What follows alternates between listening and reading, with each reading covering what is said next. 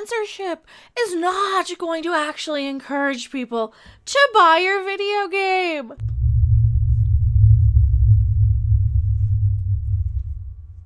Hello everyone, I am Mecha Random 42, the one, the only, the original, your favorite YouTube consumer advocate, Harpy, forgetting that chroma key, completely chroma keys out your Xbox games if you don't have like the cover for. See, garage sale games are still a very valuable thing. You can see a little $2 sticker on here for Mass Effect 2. We're talking about Mass Effect today, and if you're somebody like me who just hangs on to consoles for 20 or 30 or 40 years, yeah, I still have original Game Boy kicking around and definitely the 360. You don't usually buy remasters and legendary editions and the redos anyway, unless they're doing something significant to improve them. You know, like the performance or the bugs or the glitches, or they're adding a bunch of DLC. You certainly do not buy them if they're taking away things. What are they taking away, you ask? They're taking away a very important asset to the game. They're taking away a very important visual aesthetic that nobody had a problem with except a bunch of raging SJWs who don't actually buy or play video games and wouldn't actually be bothered, because these are the same people who don't really have a problem with cosplaying, don't really have a problem with, usually for the most part, unless you're a hypocritical booby painter on a platform other than YouTube. What are we talking about? We're talking about Mass Effect. Which one was this? Was this 2? I'm pretty sure this was 2. See, 2 and 3 kind of blend together for me a little bit. Here's the thing though. They do have an interesting story. They do have something that you want to sit there and watch, and you want to go on the journey with these characters. And having some nice aesthetic visuals are very, very nice to look at and appealing and easy on the eyes. And like I said, the reading SJWs who complain and rage and want things removed or changed, or they like to campaign on social media that they do. I don't believe that half the time these people actually want that, because let's face it, a lot of the time they do these things themselves, like in the case of some Twitch streamers or those sort of types, for example, who clearly would not have a problem with somebody choosing to paint this upon themselves, this costume. I've certainly seen many versions of this myself. Certainly they don't seem to have problems with ladies wanting and flaunting and saying, hey, look how hot my ass looks in this costume. And no, mine wouldn't. Probably, trust me. But a lot of ladies do. And this is why we don't actually have a problem with this. This is one of those things. This is human survival 101, is being drawn to something that is appealing to you in a way that triggers the little brain function that says procreate, because that is the meaning of life after all. For the most part, Bioware is to edit sexualized cutscenes in Mass Effect Legendary Edition. No, why? You can bang whoever the crap you want in these games for the most part anyway. There's full-on sex scenes. You can do the giggity with characters. Bioware has confirmed that Mass Effect Legendary will feature some edits of his more sexualized cutscenes, particularly those involving Cerberus officer Miranda Lawson. But wasn't her whole existence was to be this very, very appealing and idealized sort of female character? Like I said, Cerberus officer, she was a little bit more than just an ass on camera, even though that's exactly what we're looking at. But they do incorporate these characters to be a little bit better and a little bit bigger and a little bit brighter and a little bit more interesting than us normal day-to-day average everyday humans. Announced on February 2nd, Mass Effect Legendary Edition is set to feature not only the 3 games that make up the original Mass Effect trilogy, but also 40 DLC, over 40, from all 3 games, enhanced performance, visuals, graphics, and they're all available in HDR. Great! Stop! Leave it there. You got me. I would check it out. I would probably pick one up because it's nice to have the updated graphics, especially on good games where you can go back in and change for the most part, change the way you play them. Except what, in the 3rd game, you always ended up as Space Jesus. Am I remembering right? Tell me if I'm remembering it incorrectly, because it's, like I said, it's been a while for me. For Mass Effect 1, we took rough edges off it. and tried to reduce the delta between 1 and 2, because 2 and 3 had a very similar look and feel, and 1 tended to feel very dated. See, this is me. 2 and 3 feel very, very similar games, especially if you came in after the fact and were catching up. So if you sit there through 2 of them together, they are going to blend in. I can totally attest to that. So we spent more time trying to bring it closer to 2, project director Max Walters explained to Metro in a recent interview. Walters continued, there were underlying systems that made it more like an RPG and less like a shooter, but there were other systems like camera movement, aiming, and things like that we had improved over the course of the trilogy. So bringing those into Mass Effect 1, and if you're somebody like me, I do use the auto-aim because it's there, and of course you're going to use it when you're using, especially in a third-person shooter, when you're in those sort of scenes. I'm guilty of that, but I mean, I'm one of those people, I do kind of like to play shooters on keyboards sometimes because it's just a little easier for me anymore. So bringing those into Mass Effect 1 was a no-brainer. And we tried to just smooth out your overall experience. Walters added, reducing the friction from the gameplay, but not inherently or fundamentally changing how you progress through the game, how you invest in the squad talents, and the class systems and things like that. That was important. In turning their attention to providing players with a better overall experience, quote unquote, Walters further explained that the team gave special attention to improving the game's handling of the female version of Commander Shepard, whose character lacked customization features, and who used many of the male-centric animations from her male counterpart. Now, I did a video recently where a games journalist, quote-unquote journalist, we gotta use air quotes, was complaining that Cyberpunk was it was horrible to women, it's sexist and And this games journalist used Mass Effect as an example to where more players would choose the male default. And of course I stated, well, that's only in the case of Mass Effect. And here I can I'm going to play devil's advocate a little bit.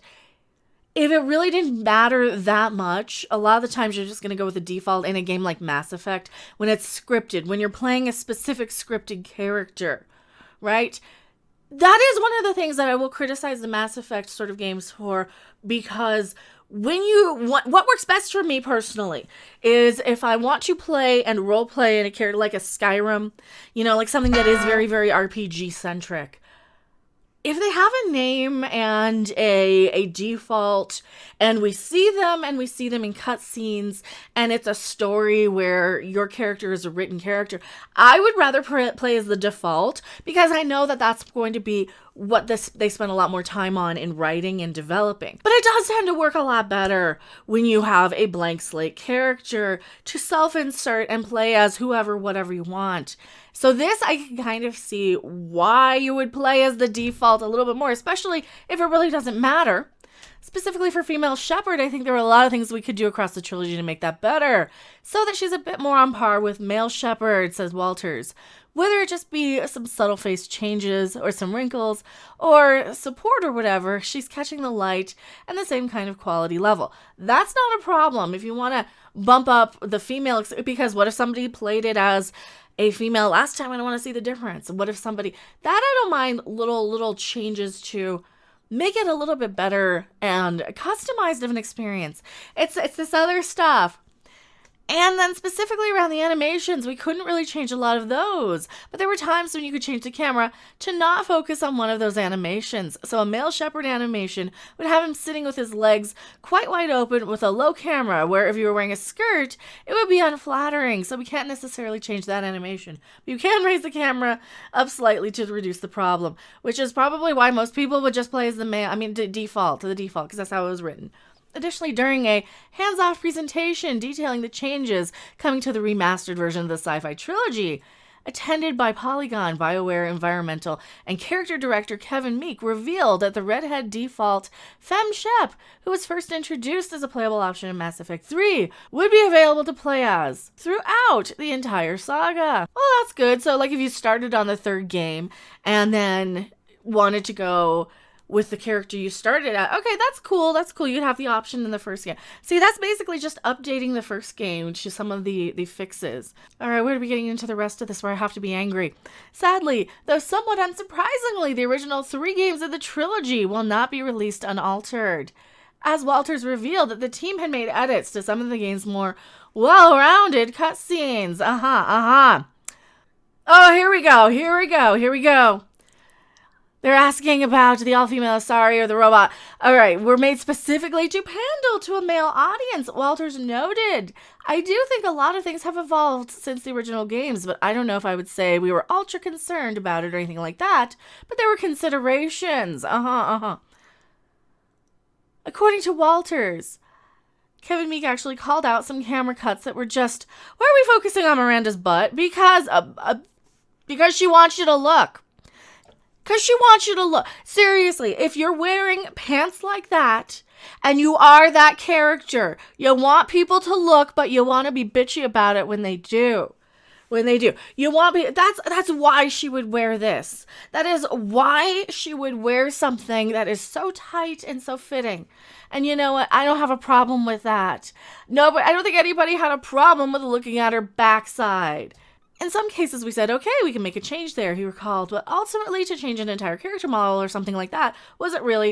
It was a decision that was made as part of many creative decisions, and just showing it at the best possible fidelity that we could going forward is really a choice for all the art that we had, so they didn't change it that much, okay. Unfortunately, despite these improvements and changes being made to Mass Effect, Walters concluded his interview with Metro by revealing that the third game's controversial ending would remain unchanged. Sure, you know the controversy around the ending, and we understand. I certainly understand how it would hit with some people, but I don't think you suddenly just go in and try and change anything in that regard. No, but so you what? You alter their butts? Now, as of writing this, a full list of cutscenes intended for alteration is currently unknown. So are they altering? Are they actually altering, or are they just making it so you can choose and move the camera? Because that's really what's more important to me. If you can leave it as default, and you can choose whether you want to stare at it or pretend to be offended and say, I don't want to look at that at all. We're just gonna move the camera and do whatever you need to do to justify. Look, because we're looking. I'm looking, you're looking, we're all looking. If that's really, really the case, that people are actually that upset by it, if they really want the option, great, but don't remove it. Why would you? I don't mind being able to change the camera, but here's the thing. I'm one of those people, I'll change the cutscenes, I'll fast forward them anyway. I'll just skip right past them because sometimes I just want to get into the gameplay. I just do. And there's nothing wrong with looking at a very aesthetically appealing female form, at least for somebody like me who does like to look from time to time. That is how we survive as a society, as a species. That is how we continue. That is a lot to do with going back to the basics of evolution. And the fact that I think people just want to be outraged just to be outraged. That's really sad. We just got to get over this crap in society. Does it actually piss you off? Does it actually bother you? If it doesn't, why even bother? Because I'm really actually not bothered if it's just something where I can move the camera. Don't mind that. Don't mind having more options. But it's when they take away. It's when they cut. It's when they remove. Well, that's when you want it more, because that's human psychology 101. That's reverse psychology. If you can't have it, you want it, right? That's why they make a lot of these movies and games and shows limited availability. Like in the case of a lot of these Disney Vault things, or Popeye's chicken sandwich, the spicy one that's so good and amazing. Is this just a marketing stunt just to get us to talk about it, and then you find out, nothing's actually changed or altered, but we can manipulate and use the media and the YouTubers and the people talking about this to get a little more attention on it. Because let's face it, I wasn't really paying that much attention to a Mass Effect reboot, remake, redo edition, to the remasters, to the trilogy version, to the legendary edition. I was going to say legacy for a second. I wasn't really planning on picking it up. It looks interesting enough, and it might be something I grab at some point, but let's face it. This is a great way to market your game by saying, we're going to change something because people were offended, and then not do it at all. And I don't even know if they are, based on reading the article and what he says, if they're actually going to edit the sexualized ones so much in any meaningful way. And if you really read the article here, I don't know what they're actually going to do other than alter a few camera angles. He says specifically they're not going to change and remove her character model because let's face it, that was one of the really, really appealing things of the game, and the only people who were really upset about it were the budding, raging SJWs who were just beginning to poke their head out from the rock that they crawled out of. So, I am MechaRandom42. Tell me what you guys think in the comment section below. I don't know if this is going to even be anything noticeable, to be perfectly honest.